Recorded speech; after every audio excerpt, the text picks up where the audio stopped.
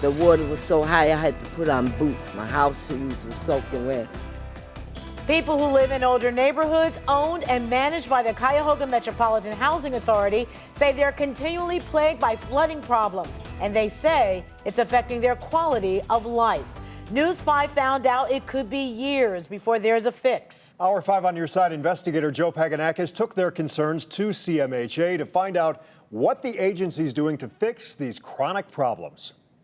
Well, News 5 asked CMHA headquarters for its maintenance plan, especially at its older neighborhoods like Outhwaite, Carver Park, and Old Cedar. But residents living in those neighborhoods say that the agency is already too far behind, and they're concerned, especially about plumbing problems in those neighborhoods.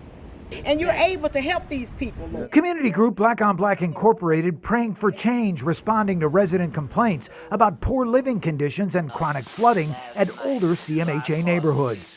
The water was so high I had to put on boots. My house shoes were soaking wet. Carver Park resident Sandra Burton showed News 5 video of the September 30th sewage backup at her unit. She says it's the second flood to hit her apartment. CMHA responded to help, but now she has to replace her contaminated belongings, concerned they could make her sick. I have COPD, asthma, and bronchitis. And I'm inhaling this stuff that rose up that's all over my house. It's real bad. It's real hard. I mean, it's been going on for years now. Lanisha Hale says her unit has been flooded 4 times, that CMHA responds but only puts a Band-Aid on the problem, that larger systemic infrastructure improvements are desperately needed at multiple buildings and neighborhoods. And they came and put a little metal part around where it was cracked.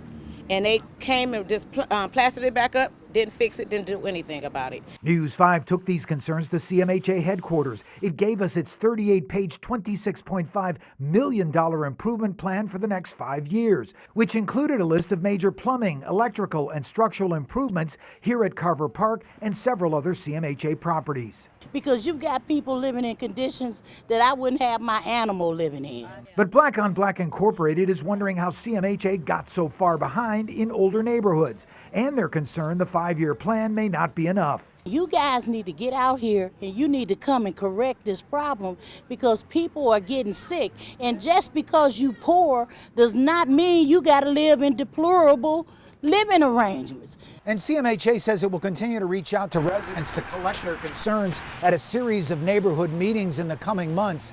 They also say that federal funding cuts have played a major role in slowing maintenance, especially at these older neighborhoods.